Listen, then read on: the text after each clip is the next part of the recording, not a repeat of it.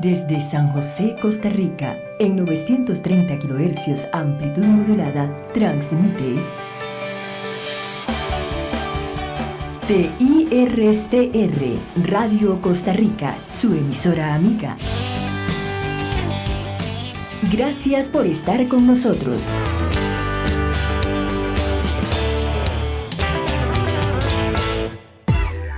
Presentamos el programa Experiencia Contable con Ivette Barbosa, un programa pionero de la radio en Costa Rica que busca compartir conocimientos, experiencias, normativas y actualizaciones que afecten la práctica de la contaduría y otros temas de opinión pública de importancia nacional. Es dirigido por la licenciada Ivette Barbosa, quien es contadora pública y privada, directora y profesora universitaria en la Cátedra de Contaduría, apoyada por Eterly Núñez, administrador. Nuestros invitados son profesionales comprometidos con la contaduría y la educación, además de empresarios que buscan compartir sus conocimientos y experiencias. Le damos la bienvenida a Experiencia Contable. Le invitamos a participar con sus aportes por medio de nuestro Facebook o suscríbase a nuestro canal de YouTube y vea todos nuestros programas. Experiencia Contable con Ivette Barbosa.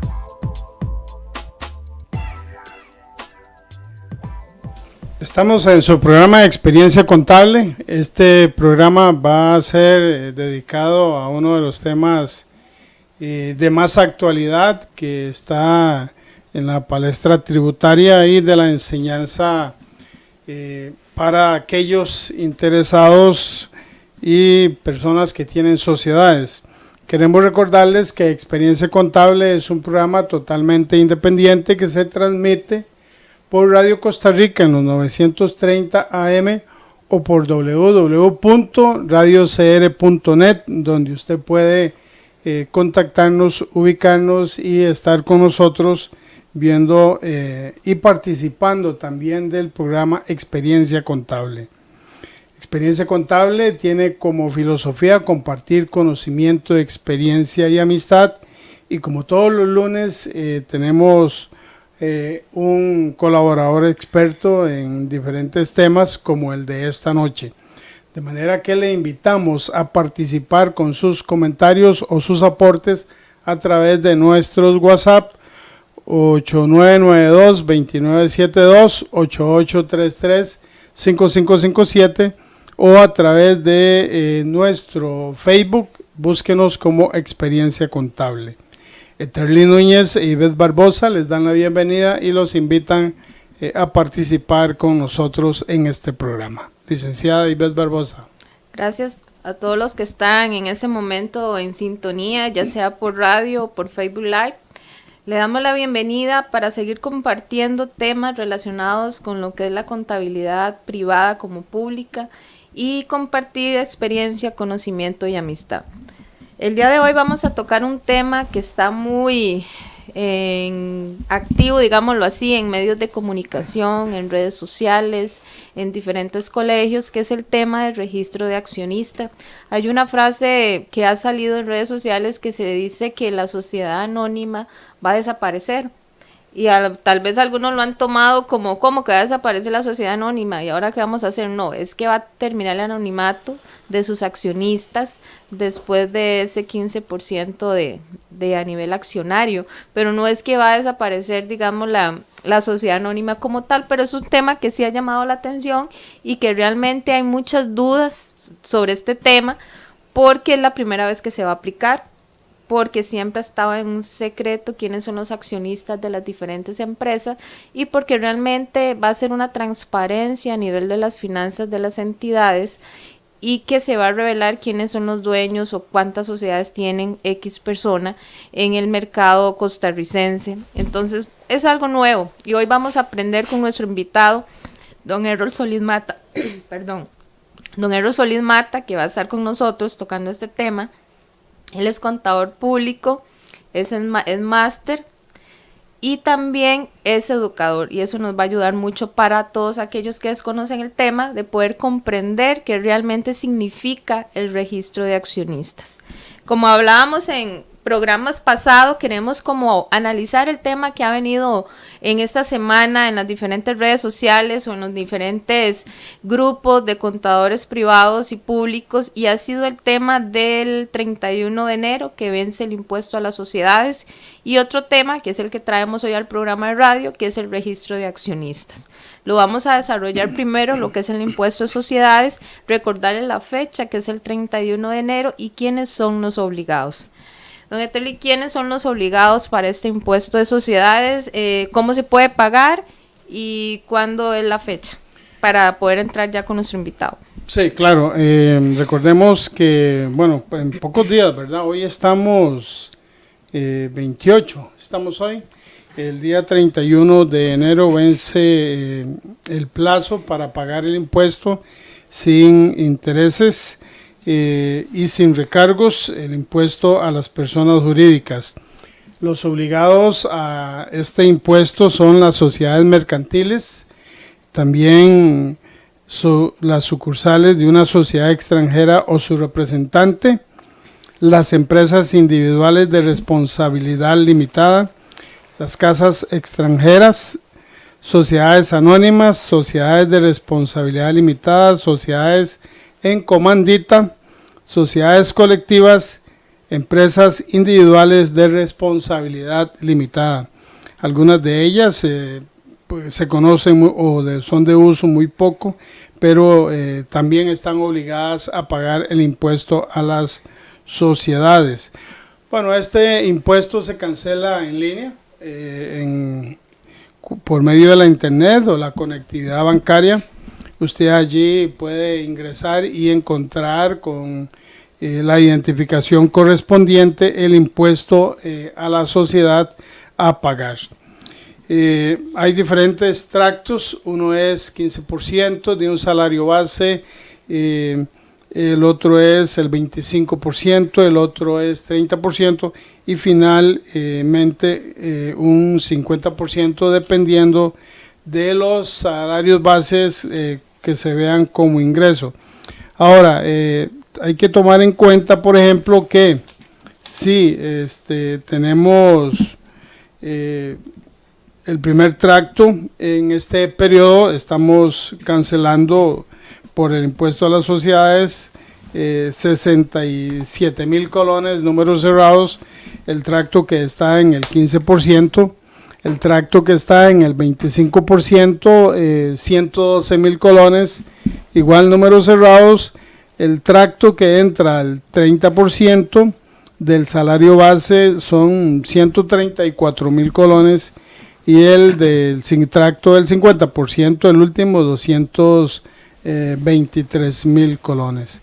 Esto sería una información muy general, breve también, sobre la obligación de las sociedades del pago del impuesto a las personas jurídicas. Y también aclarar que asociaciones solidaristas, asociaciones cristianas, fundaciones no tienen que pagar este impuesto porque no son sociedades, ¿verdad? Entonces, para aclarar ese tema, que lo han preguntado mucho en redes sociales, este tipo de entidades no paga este impuesto de sociedades.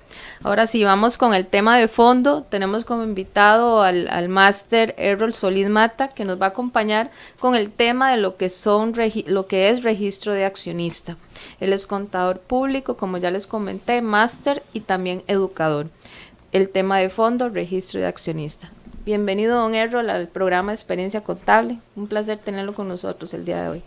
Muy buenas noches, el placer es mío de haber cursado la invitación para hablar un poco sobre este tema que nos apasiona, el tema fiscal y más ahora que hay muchos temas para este año a explorar. Sí, yo creo que tenemos bastante para escoger este año, ¿verdad?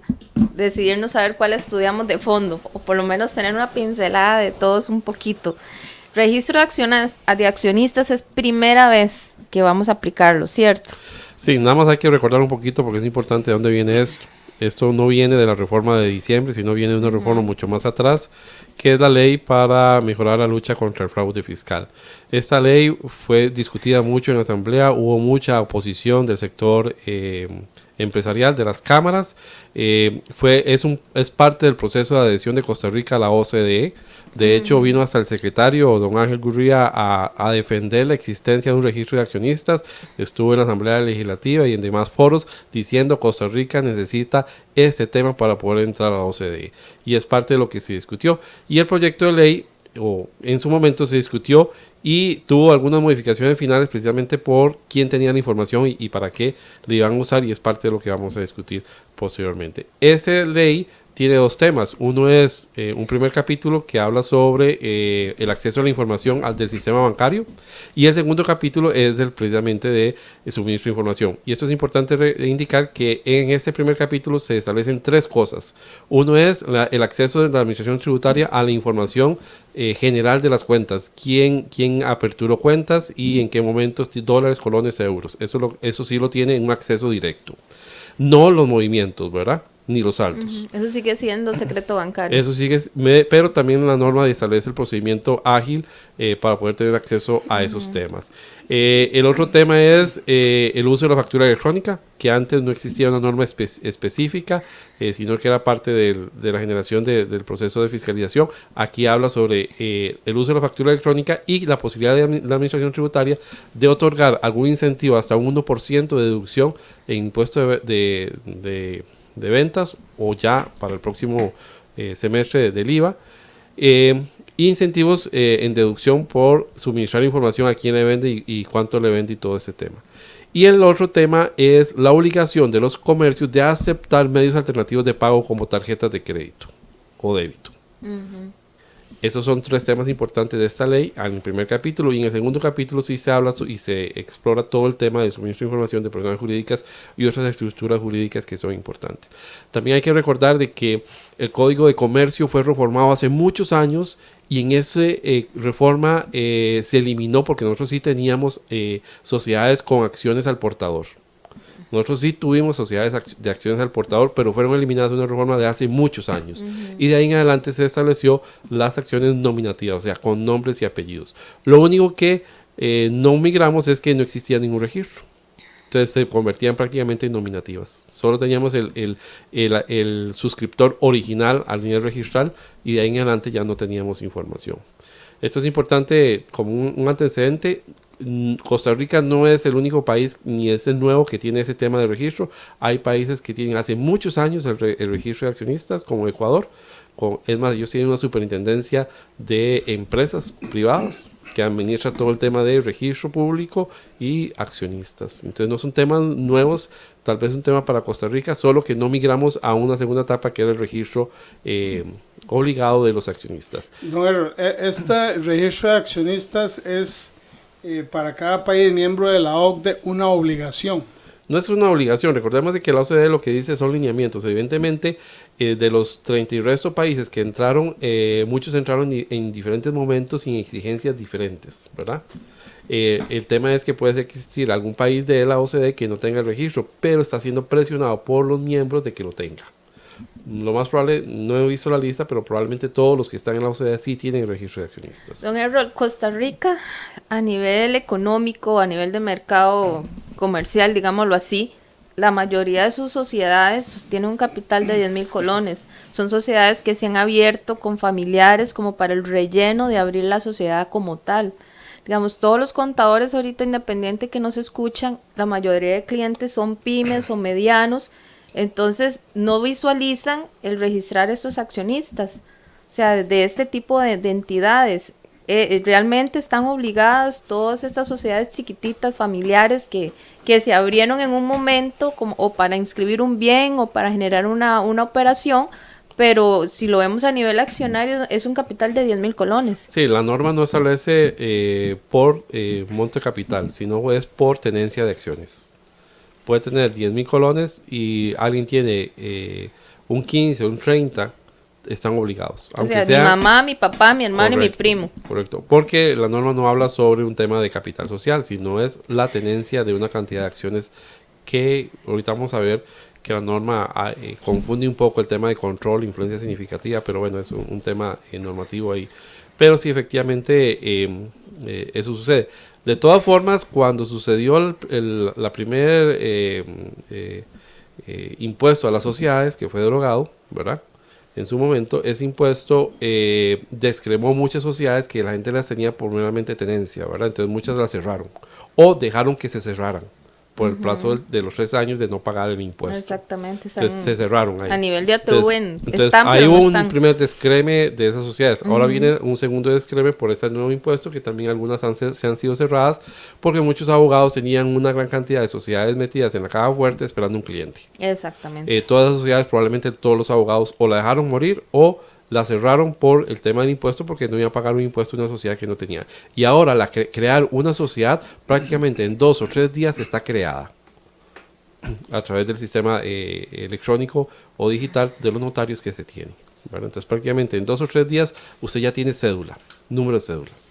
Entonces, ahora bien, el resto de sociedades, aunque sea meramente tenencia de bienes, no están registrados en tributación, tampoco eso los exime, ¿verdad? La norma no habla sobre que esté inscrito en renta, que tributa, no, habla sobre sociedades. En general, sea cual sea su condición, lo único que esté vigente en el registro Estamos público. hablando de SA y responsabilidad limitada. No, hay una gran gama, ¿verdad? No es solamente eso, es personas jurídicas. Todo lo que tiene O sea, acción. la norma habla sobre personas jurídicas. Y entre personas jurídicas tenemos cooperativas, tenemos asociaciones, tenemos fundaciones, tenemos fideicomisos, ¿verdad? Y mandatos. O sea, hay una gran cantidad de figuras que existen y que las abarca, digamos, este registro de beneficiarios. La norma no habla sobre accionistas, sino beneficiarios. ¿Por qué? Porque un fideicomiso no tiene acciones, pero sí tiene beneficiarios. Es igual una fundación, una asociación. O una asociación no tiene acciones, lo que tiene es un asociado, ¿verdad? Entonces, hay un tema ahí que sí es importante aclarar, que no son solo personas. Que tenemos 2 meses sociedades. para aclararle a todos los Correcto. contadores y accionistas de sociedades para que podamos entender cuál es el fin real de esta inscripción, porque nosotros como asesores independientes llegan nuestros clientes y les pasamos que el 31 el pago de las sociedades, que viene el IVA, que viene cambios en la renta. Ahora les salemos que tienen que inscribirse también a nivel de registro de beneficiarios o accionistas. O sea, cómo llegarle a explicar a todos estos clientes todos estos cambios tributarios que vienen. Todo eso tiene una complejidad, y más que con la reforma de diciembre, el tema de domicilio se transforma un poco, se aclara un poco más el tema de domicilio local. Antes existía alguna incertidumbre sobre cuántos días tenía que estar una sociedad aquí haciendo actividades. Entonces, la norma que se reformó en diciembre establece el domicilio, y el capítulo 5 de esta ley de fraude fiscal habla sobre estructuras jurídicas domiciliadas en Costa Rica. Entonces, este domicilio hay que asociarlo con el nuevo concepto de domicilio que se establece en la reforma de diciembre, ¿verdad? Pues entonces amplía un poco más este tema, ¿verdad? Principalmente de sociedades que están en el extranjero y que por sus actividades en Costa Rica tendrán que ser domiciliadas, porque la nueva norma lo establece con reglas más claras y específicas. Y la norma habla sobre un tema de beneficiarios finales o accionistas que tengan una participación sustantiva. Esa participación sustantiva la enreda un poco, porque para los que somos contadores y leemos mucho sobre normas de información financiera, sabemos que en las normas de información financiera existen conceptos de consolidación, ¿verdad? Participación en conjunto, ¿verdad? Y ahí hablan sobre conceptos de influencia significativa, control y control conjunto. Esos conceptos contables se mezclan un poco con la estructura jurídica que ellos tienen, pero no necesariamente concretan exactamente con los mismos conceptos de NIF, ¿verdad? Entonces ahí le lanzo una pregunta aprovechando esa parte de consolidación. Hay muchas empresas en Costa Rica que hay una combinación. Tiene accionistas costarricenses con un 15, un 10, un 5%, y lo demás está con casa matriz, está con holding o con accionistas en el extranjero. Eso es un ¿Cuál tema sería el complicado. alcance aquí? Es un tema complejo para las entidades que tienen digamos, accionistas en el exterior. Hay una complejidad mayor.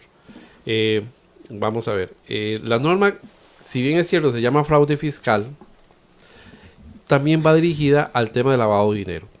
O sea, no hay que perder ese norte. O sea, la norma no solamente es fraude fiscal, sino que fue diseñada también para abarcar el tema de lavado de dinero. Y de hecho ahí está metido el ICD, que es el Instituto Costarricense de Drogas, el tema de fraudes. en términos de manejo de dineros que no tienen un origen lícito, ¿verdad?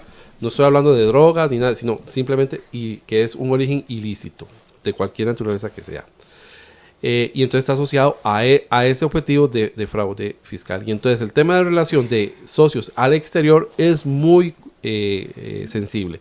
De hecho, dice que si yo tengo socios de una sociedad en donde sus acciones son nominativas, son al portador, estoy obligado a registrar el 100% de esos beneficiarios, aunque no tengan el 15%. Entonces, si yo tengo una sociedad costarricense cuyo accionista principal o absoluto es una sociedad panameña, ahí tengo que registrar a todos los accionistas que figuran en esa sociedad panameña. Entonces, es un tema ahí. Sí. ¿Por qué? Porque no solamente es un tema fiscal, sino también es un tema de lavado de dinero. De hecho, Panamá, cuando estuvo tratando de ver la posibilidad de entrar a la OCDE, no llegó ni al primer nivel. ¿Por qué? Porque se dio cuenta el tema de transparencia, el tema de sociedades, el tema de manejo financiero, que los afectaba como, clúster financiero que ellos tienen, y también de sociedades. Entonces, mejor decidió no seguir con el proceso de adhesión de la OCDE. Hay algo ahí que están preguntando, ¿qué beneficios nos trae a nosotros? Hay algo interesante, por ejemplo, ahora que hablábamos del impuesto a las sociedades, relacionándolo con el tema de los accionistas, porque dice que adicionalmente, en caso de que se acumule la no cancelación de 3 periodos consecutivos, será causal de disolución previa publicación mediante oficio. Pero sigue diciendo que la Dirección General de Tributación continuará con el cobro, artículo 192 del Código Tributario, contra los últimos socios registrados en el registro de accionistas del Banco Central. Correcto. ¿Eso es así? Sí, digamos, antes de la existencia de ese registro, el problema de tributación de cobrar el impuesto debido por las sociedades, lo único que lo puede hacer es contra los socios fundadores. En la escritura de inscripción inicial de la sociedad se dice es A y B.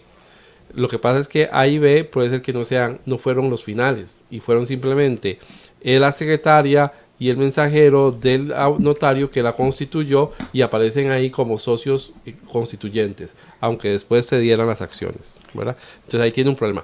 Con el registro de accionistas eso se elimina. ¿Por qué? Porque yo estoy obligado una vez a los 20 días de inscrita, máximo 20 días de inscrita en una sociedad, reportar los socios que son. Y de ahí en adelante los cambios que se vienen.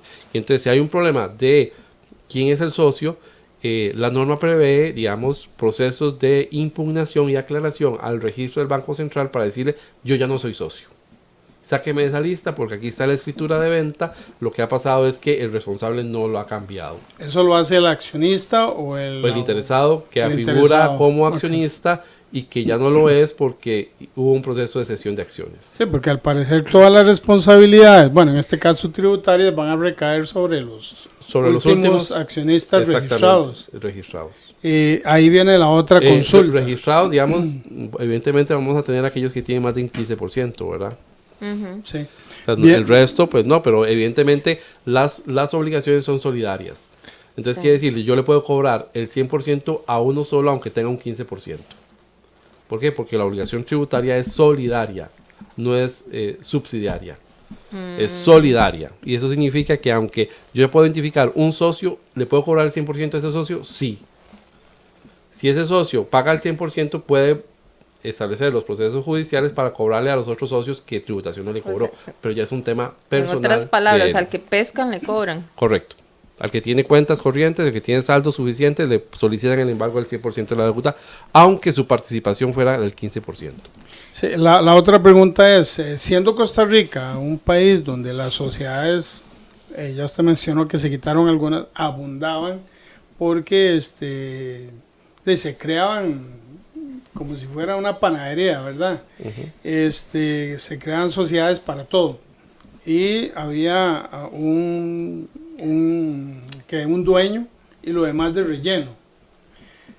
Aún existen lo que podemos llamar que sociedades unilaterales que una persona ejerce una profesión, una actividad y hace una sociedad casi como para tener un nombre mercantil como sociedad. Y la pregunta es, ¿vale la pena seguir manteniendo ese tipo de sociedades unipersonales prácticamente? Bueno, precisamente la norma, recordemos que es contra fraude fiscal y también va con el tema del lavado de dinero. Entonces, esas sociedades que yo las tengo ahí guardadas, es un tema que para qué las tengo. O sea, hay un tema de objetivo. Bueno, entonces precisamente si la tiene ahí guardada y no tiene actividades, no importa, registre el accionista. Los accionistas que tienen control o un poder sustantivo de más del 15%, que es lo que habla la norma. Evidentemente, cuando hablamos de poder sustantivo, no estamos hablando de las normas financieras, ¿verdad? Porque ahí son otras reglas de temas como tal. Si ustedes ven la norma, copiaron algunos párrafos de la definición de control de lo que está en las normas, pero lo adaptaron un poco al objetivo de ellos en términos de establecer más de un 15% como una posibilidad de influencia significativa o de control como tal, ¿verdad? De hecho, en el reglamento, cuando define control, dice control es influencia significativa, cosa que es a nivel de NIF es una contradicción en sí misma, ¿verdad? Porque control es una cosa, influencia significativa es otra. Entonces hay un tema ahí, pero bueno, uno entiende que eso es para efectos de definir unos responsables y unas obligaciones a partir de un porcentaje de participación. Nos pregunta doña María, dice, nosotros como contadores, ¿qué tenemos que hacer para este registro para nuestros clientes? Bueno, el obligado a hacerlo, y hay una lista que fue publicada por tipo de sociedades, el presidente o el responsable o el gerente, digamos, dependiendo de la sociedad. Por ejemplo, una sociedad anónima tiene presidente como representante legal, una responsabilidad limitada tiene un gerente, entonces eso depende, digamos, y una asociación tiene un presidente. Pero bueno, el tema es, el contador lo que puede es facilitar el tema de los registros de accionistas para obtener la información apropiada. Ahora bien, aquí hay un tema muy importante. Los responsables tienen una obligación, que es informar en ese registro e ingresar con, y muy importante, tiene que tener firma digital. Si no tienen firma digital, no van a poder hacer el registro. Entonces, y eso ya fue publicado por la tributación. Tiene que tener firma digital el presidente, el gerente y cualquier responsable que se defina, el fideicomisario, etcétera, que tiene la obligación de registrar esos accionistas. En otras palabras, no se endosa este registro. No. Tiene que hacerlo cada uno de los responsables de la entidad que pertenece. No es que le voy a decir, contador, lléneme esto. No, tiene que ser... digamos, todavía el acceso a la página web no está habilitado, ni sabemos cómo todavía va a funcionar en términos orgánicos. Puede ser que funcione como a nivel tributario del ATV, en donde el representante autoriza a un tercero, pero para poder ingresar yo tengo que tener una clave. Entonces, aunque yo autorice a un tercero, aunque en el sistema se permitiera autorizar a un tercero para que llene esta información, el que ingresa tiene que tener firma digital. O sea, el representante, el responsable, tiene que tener firma digital. Y si no tiene firma digital, no puede ingresar ni tan siquiera autorizar a nadie. Si se pudiera en el sistema que se está diseñando, que todavía está por ser habilitado. Que se supone que estaría para abril, que es cuando Correcto. empieza ya la... Y eso va a venir por cédula, ¿verdad? ¿O va...? Evidentemente hay un proceso, hay un plazo, ¿verdad? Que se va a establecer. Se había establecido porque se supone que eso iba a operar hace un tiempo, ¿verdad? No era este año, sino ya hay una prórroga del plazo, ¿verdad? En esa primera instancia se había establecido un proceso por cédula, ¿verdad? Pero no, el problema fue el sistema del Banco Central, que no está listo. Y es todo lo que está atrasando todo este tema, que es el tener el sistema del Banco Central. ¿A quién afecta más? ¿Al empresario, al accionista o al profesional contable, al abogado? Vamos a ver, el tema de decir quién es el socio no es que afecte a nadie, porque hay un tema de seguridad de la información, ¿verdad? Entonces es muy importante, no es que, y también atendiendo a la pregunta inicial que hizo doña Ivette, en términos de que se desaparecían las sociedades anónimas, no.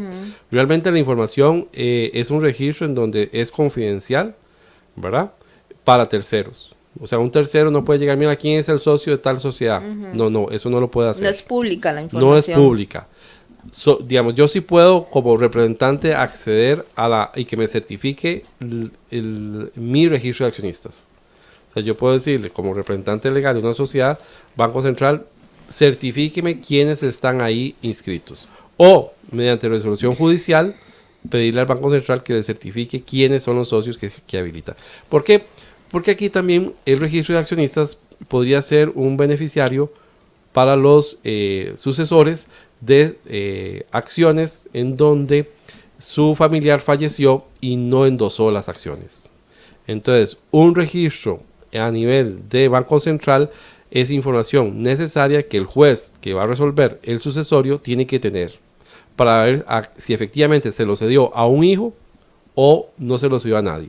Porque lo que está sucediendo mucho, o sucedía en el pasado, es que como eran acciones, simplemente hacían la firma del padre o del dueño de la acción y lo cedía a un tercero. Y entonces había siempre pleitos de familiares en términos de en qué momento lo hizo, cómo lo hizo, por qué lo hizo, no me dijo, y esa forma es falsa, no es falsa. Y entonces también el registro que estamos hablando va a servir también para dilucidar realmente quién fue el último accionista que estaba registrado en el Banco Central. Don Errol, yo tengo, digamos, una duda. Nosotros manejamos como contadores independientes y también los contadores públicos una serie de clientes de diferentes ramas. Podemos tener sociedades, RL, fundaciones, asociaciones solidaristas, juntas de educación, pero en el caso cuando hablamos de beneficiarios, en el punto de asociaciones solidaristas, yo lo visualizo en todos los asociados de la, valga la redundancia, de la asociación. En el caso de las fundaciones y en el caso de asociaciones cristianas sin fin de lucro, ¿cuáles serían estos beneficiarios? O sea, los asociados de la asociación, y en el caso de fundación ni siquiera hay asociados. ¿Cuáles serían entonces los beneficiarios? Digamos, en caso de las asociaciones, lo que interesa no quiénes son los beneficiarios, sino lo que el registro pide son los miembros de junta. Okay. Y los responsables como tal, el gerente y la parte, digamos, responsable de manejo de fondos. En el caso de asociaciones sin fines de lucro, las que están obligadas por el momento son aquellas que están vinculadas a la recaudación o desembolso de fondos. No son todas las asociaciones, ¿verdad? Pues hay asociaciones que se crean para, digamos, administrar un complejo deportivo. Ajá. Entonces no es una asociación que no está recaudando fondos. O sea, recaudar fondos es donaciones, pedir donaciones. O, por ejemplo, ahí no hay excepción, digamos, serían donaciones que vienen del extranjero, correcto, como donaciones nacionales o fondos del gobierno. Aquí sí van a estar afectadas, por ejemplo, las asociaciones religiosas que reciben donaciones, ¿verdad? Porque ellos recaudan para... Y en ese caso, perdón, ¿cuál sería el beneficiario? ¿Igual la junta directiva? No, lo que habla sobre... Hay unos montos que en el reglamento se estableció sobre salarios base, ¿verdad? Entonces, si hay un beneficiario con un salario, el monto del salario base, medio salario base, pues hay que reportarlo. ¿Quién es el beneficiario? Si yo como asociación doy ese beneficio. Correcto. ¿Quién es el beneficiario? Si se lo dio a... Por ejemplo, una asociación le dona una casa a alguien. Yo tengo que reportar que ese beneficiario recibió porque recibió más de medio salario base, ¿verdad? Entonces el reglamento establece, digamos, en el caso de asociaciones es en términos de salario base, el beneficio o lo que estoy recibiendo como tal. Recordemos que las asociaciones, fundaciones y demás entidades aquí se han usado mucho para el tema de fraude, digamos, de lavado de dinero. Entonces, y también a nivel nacional se ha utilizado las fundaciones para decir, la empresa Sociedad Anónima le dona a la fundación, pero la fundación compra carros y vehículos para los dueños de la sociedad, ¿verdad? Como un tema recordemos que la donación a fundaciones tiene una deducción de máximo del 10% del ingreso gravable, ¿verdad? Y entonces hay una deducción un beneficio que pueden obtener. Entonces también hay un fraude en ese sentido. Pero entonces sería cuando la asociación como tal hace una donación a un tercero, entonces ese sería el beneficiario que yo tengo que reportar. O sea, las donaciones son las que recaudan o desembolsan fondos para fines benéficos. Entonces hay asociaciones como que administran instalaciones deportivas, esas no, porque lo que cobran es una cuota. No estoy hablando de las cuotas de los asociados, sino es que las empresas, para la actividad, las empresas donan a la fundación o a la sociedad. A asociación. Entonces, ese tipo, porque son recaudadoras, aquí el que más va a ser afectado son las entidades religiosas. A eso voy, porque que normalmente... tienen muchos fondos, primero muchos vienen del exterior. Exacto, pero normalmente la salida de ese dinero es un ejemplo para construir un albergue. Sí, entonces hay un beneficiario, el dueño del terreno, ¿quién es? Entonces no es que estoy donando, es que estoy pagando para realizar el fin de la actividad. Sí, entonces hay un beneficiario, ¿quién es? Y el beneficiario es quién es el dueño del terreno. Okay. Puede que sea otra asociación o no. Entonces hay varios temas ahí que sí se las traen, no son todas las asociaciones o organizaciones de fines de lucro inicialmente. El reglamento y la ley prevé que si tributación quiere que ciertas organizaciones brinden esa información, lo puede ampliar.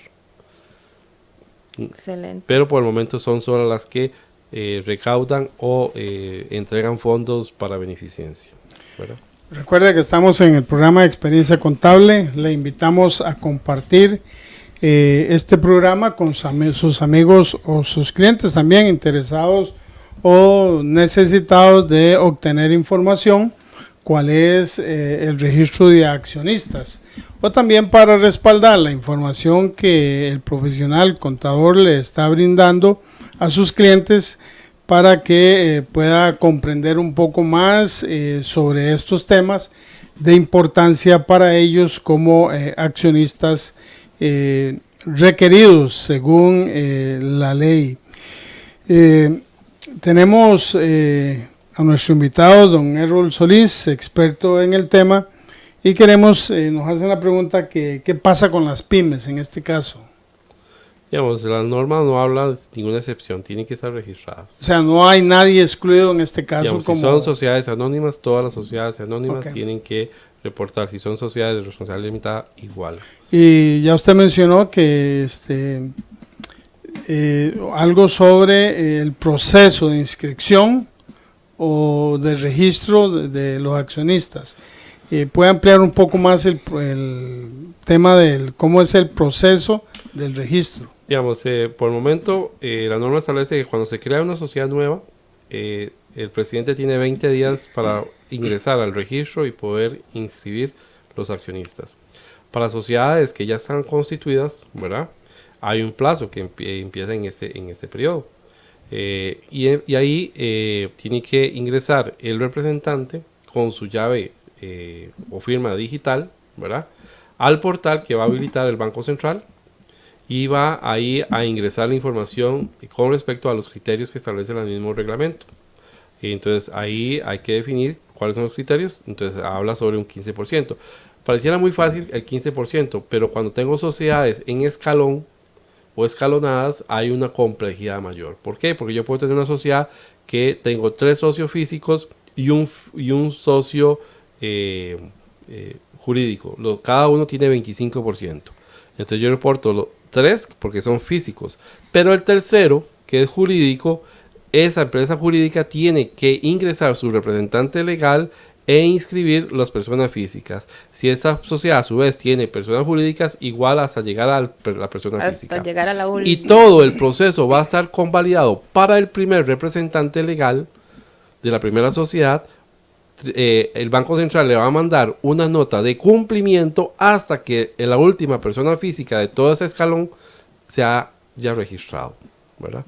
Ese primer representante tiene una obligación que se llama diligencia debida. Tiene que rastrear todo, pedirle a cada uno de los representantes legales de las sociedades que están en cadena, ¿verdad?, que se inscriban y que registren sus sociedades, porque hasta que no se complete eso, yo no voy a estar cumpliendo con el registro completo, ¿verdad? Entonces hay un tema. Evidentemente yo no soy el representante legal de la otra sociedad y entonces la norma dice yo tengo que hacer una diligencia debida, que es tengo que demostrar que he hecho todos los esfuerzos posibles para que esa sociedad se registre y no lo ha hecho.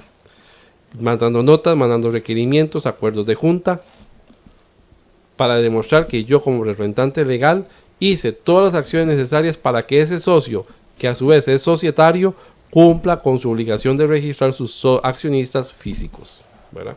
Y ahí va en cadena hasta el último. Entonces hay un tema, digamos, que no es tan sencillo, ¿verdad? De decir, yo ya cumplí, no. Si entre sus accionistas hay una sociedad, no ha cumplido hasta que esa registre sus personas físicas y Sí, ahí que encadena hasta terminar. mantiene cierta complejidad, entonces prácticamente necesita dedicación. Sí, digamos, hay sociedades que pueden ser muy sencillas, que tienen 4 socios, los 4 son físicos, no hay Sí, problema, eso es pero fácil. puede ser que una sociedad tenga 3 sociedades como socios y un tercero como físico. Entonces yo tengo que ir rastrear y notificar que efectivamente se registren, porque hasta que el último se registre, me va a llegar la notificación del Banco Central a mí que yo ya que cumplí. ya está cumplido. Hay una figura también que se da mucho en Costa Rica, digamos, extranjeros que vienen y abren empresas aquí y nombran representantes legales a un costarricense o al administrador. En ese caso, el que está responsable para llenarla sería el presidente de la sociedad, no Correcto. no el representante legal. Digamos, Cierto. Vamos a ver. De las sociedades extranjeras, lo que viene aquí y registran son poderes. ¿Verdad? Entonces, una sociedad en extranjero otorga un poder al fulanito tal para que venga e inscriba a la sociedad extranjera en Costa Rica. Ese que tiene ese poder es el responsable de ingresar al registro, digamos, del Banco Central y decir quiénes son las personas físicas del exterior que pertenecen a esa sociedad. Ahí hay un tema que, evidentemente, una sociedad en el extranjero, ¿quiénes son? ¿Cómo? Entonces, ahí hay un tema de documentar. Hay un tema igual que en normas se habla de imposibilidad material, ¿verdad? Que es, yo hice todo mi mejor esfuerzo y no puedo. Tengo que demostrar eso. ¿Y cómo lo demuestro? Uno es, si en el país de origen no hay registro de accionistas, tengo que certificar que no hay. Entonces, tengo que pedir al país de origen que me diga, vía consular, que no existe registro de accionistas. Eso en primer lugar. Y después traer una copia certificada de la acta constitutiva de esa sociedad que está en el exterior, ¿verdad? Entonces todo eso es una complejidad. Tiene que haber buena voluntad de terceros, porque hablando de lo que me mencionabas de Panamá. Si no, lo que dice la norma es muy sencillo. El representante asume toda la responsabilidad. ¿Y qué pasa? Vamos a lo mismo, los ticos cuando nos asustan es cuando empezamos a cumplir. ¿Qué sanciones hay o qué viene después de la inscripción si no la hago? O sea, bueno, la norma remite al grupo de sanciones del Código de Normas y Procedimientos Tributarios. Es como no presentar la de 151. Sí, exacto. Es una declaración jurada. O sea, esto es una declaración jurada. Entonces, no presenté una declaración jurada, entonces tengo las sanciones de una declaración jurada que está contenida ahí. Pero no solamente es eso, sino es un tema de responsabilidad. Si esa sociedad debe impuestos y no me los pagó aquí, y el representante que es de una sociedad extranjera no registró los accionistas del exterior, ese representante va a asumir por solidaridad con la deuda tributaria que está pendiente. Nos preguntan, ¿una sociedad creada el 8 de enero del 2019 tiene esta obligatoriedad también? De parte de Enrique. Sí, es correcto, tiene la obligatoriedad y tienen que empezar a registrar, apenas esté habilitado el portal, los accionistas. Sí, es que queda muy claro en que todas las sociedades, independientemente de su nomenclatura, como se llamen, tienen que están obligadas. Ahí hablaba hasta las que no se usan casi como en comandita y... Sí, correcto, digamos, Sí. hay, digamos, sociedades mercantiles, que es todas, ahí no hay ninguna excepción, todas las sociedades mercantiles. En el caso de fideicomisos, los que son estatales no tienen la obligación. Los fideicomisos privados todos tienen la obligación de registrar los beneficiarios de ese fideicomiso, ¿verdad? Y las asociaciones sin fines de lucro, no todas, sino las que tienen, recaudan fondos y entregan fondos para beneficencia. Y así podemos encontrar que hay algunas excepciones. Pero en el caso de todas las sociedades mercantiles, no hay excepción. Todas las sociedades que están vigentes ante el registro público están obligadas a hacer ese registro. Tengan actividades, no tengan actividades, como tal. Evidentemente, una sociedad que ya no ha pagado 3 veces el impuesto de las sociedades, pues entra en liquidación. Pues ya esa no, porque ya hay una resolución del registro público declarándolas, digamos, sí, es desinscritas. independientemente para que yo uso la sociedad que tengo, si es para registrar un bien o si es, nos preguntaban aquí, para hacer un ahorro, para un proyecto futuro. Si la tengo activa para una actividad comercial. No hay excepciones. No hay todas excepción. en caso de las sociedades mercantiles, todas cuyos accionistas tengan más de un 15%. Ahí es donde vuelve la pregunta, o sea, ¿qué validez tiene mantener una sociedad casi que unipersonal, solo para ejercer una actividad en donde... No, realmente no tiene ningún sentido en este momento tener sociedades inactivas, sin bienes, sin nada, porque como ya les dije, en 3 días usted constituye una sociedad. Sí, ya no es como antes que duraban meses no hay por abrirla. un hecho relevante para tener una sociedad, evidentemente. Entonces ahí viene la pregunta, ¿la tengo para alguna situación delictiva o para un tema de acomodar al final las declaraciones? Pero también ahora con la factura electrónica, ya esos temas de utilizar sociedades al final del periodo fiscal como para meterles ingresos ya no es posible. ¿Por qué? Porque no facturan todo el año. Sí. Entonces ya no es posible, o sea, ya eso no tiene que ser demasiado planificado, o sea, para poderlo realizar. Ya eso no tiene funciona. Que facturar todos los meses y trasladar el hacer una dinero proyección que diaria, porque... Entonces, realmente ya tanto por el tema del impuesto a las sociedades como ahora el tema del registro de accionistas, tener una sociedad ahí engavetada ya no tiene ningún sentido. Mejor solicitar la inscripción en el registro público o simplemente cambiar el plazo social.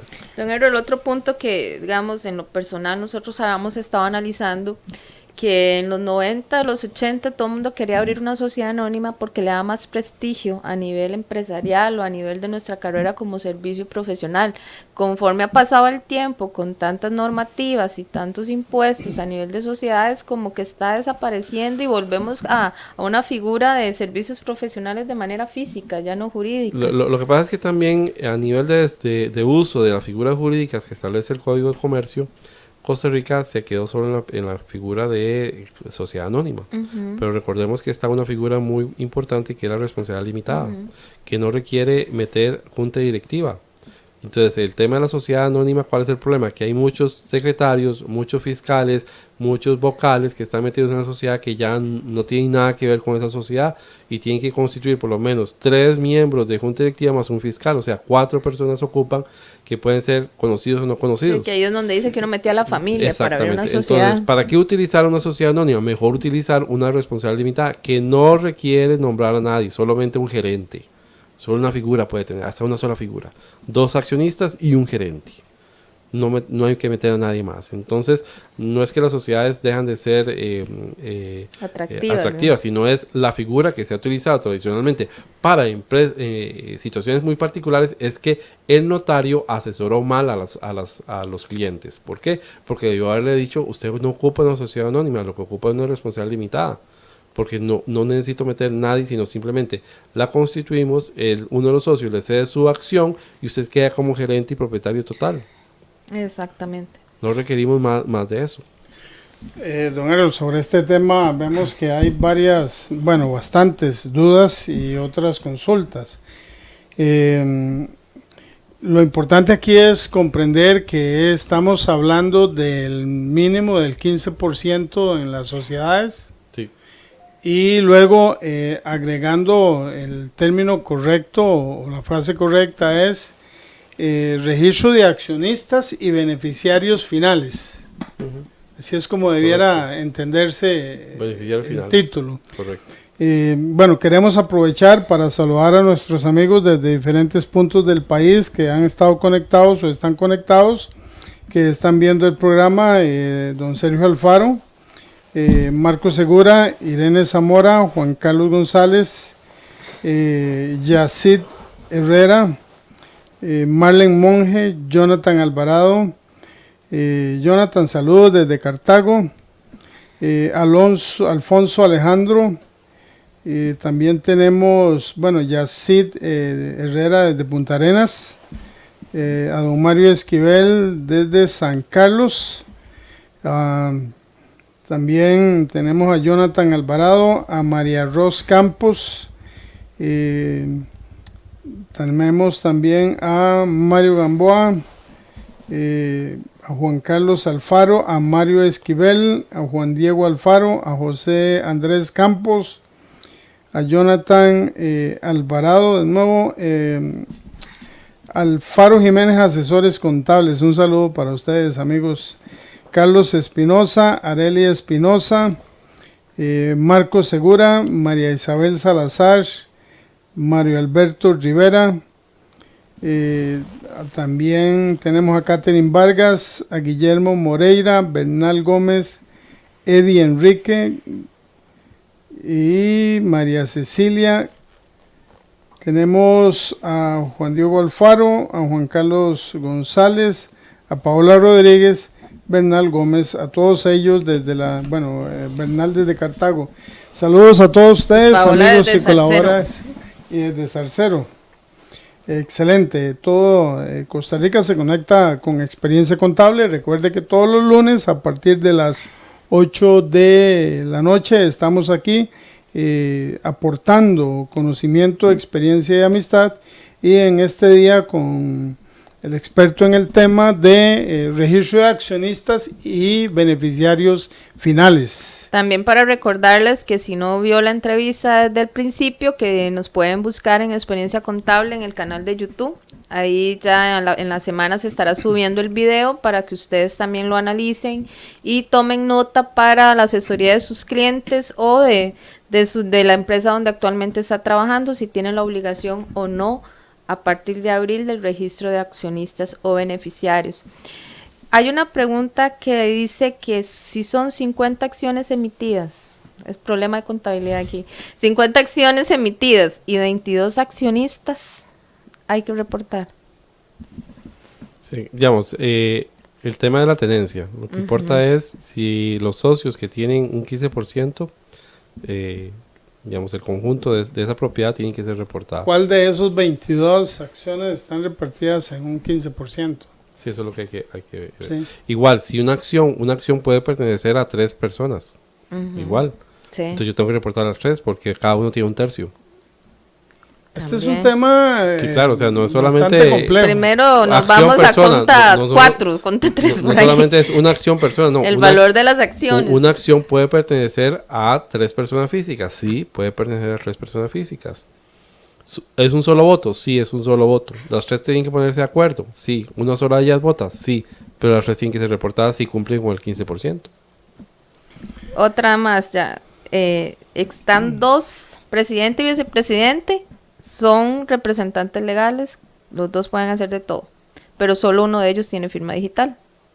Cualquiera de los 2. Cualquiera de los 2, Es como cuando entran a la ATV. En el ATV, cuando usted entra, usted ve cuáles son sus responsabilidades y aparece todas las sociedades en las que usted tiene poder.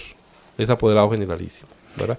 Evidentemente tiene que ser apoderado generalísimo, ¿verdad? Para que tenga esa función de registro y de reporte. Igual los que quedaron con ganas de hacer preguntas o saber más del tema, don Errol Solís va a estar con nosotros en el Colegio de Contadores Privados el día de mañana a partir de las 6 de la tarde a 8 de la noche. Igual se va a dar en vivo por canal de YouTube y Facebook, y ahí podemos seguir preguntando y viendo la charla, porque realmente es un tema que está fuerte. O sea, yo creo que todas las normativas que nos está sacando tributación realmente nos está mandando a estudiar, analizar las diferentes reformas, y no es un tema que se debe de tomar a la ligera. Como decían, pensábamos que era más sencillo. Don Erwin, unas últimas palabras para despedirse de nuestros amigos y colaboradores. Bueno, muchas gracias por la invitación. Hay muchos temas que quedan pendientes: cómo accede tributación a la información, en qué casos sí, en qué casos no, un tercero puede tener acceso con autorización o no, o lo que se plantea ahora. Si un notario va a certificar con vista en el registro de accionistas, y si eso difiere del registro en el Banco Central, ¿cuál es válido? ¿Verdad? Es un tema realmente que tiene mucho material para leer, para analizar y para aplicar. Evítese sanciones, evítese problemas, estemos al día con la normativa, con su aplicación y con la asesoría. Para todos los CPAs y CPIs tenemos trabajo, gracias a Dios, pero también tenemos obligación de capacitarnos y estar al día con las diferentes normativas. Bueno, esto ya está corriendo, entonces tanto para los CPA como los CPI pues deben avanzar sobre estos temas, buscando la capacitación como la que tiene mañana el Colegio de Contadores Privados de Costa Rica. Le agradecemos a don Errol Solís haber estado con nosotros, y a todos ustedes, amigos y colaboradores de Experiencia Contable. Recuerden que el próximo lunes a partir de las 8 estaremos aquí. Gracias por estar con nosotros. Muchas gracias, don Herbert, por estar. Lo esperamos otra vez en abril, yo creo, ¿verdad? Porque quedaron muchas dudas todavía en el tapete. Buenas noches. Hasta pronto. Hemos presentado el programa Experiencia Contable con Ivette Barbosa, aquí en Radio Costa Rica 930 amplitud modulada. Experiencia Contable.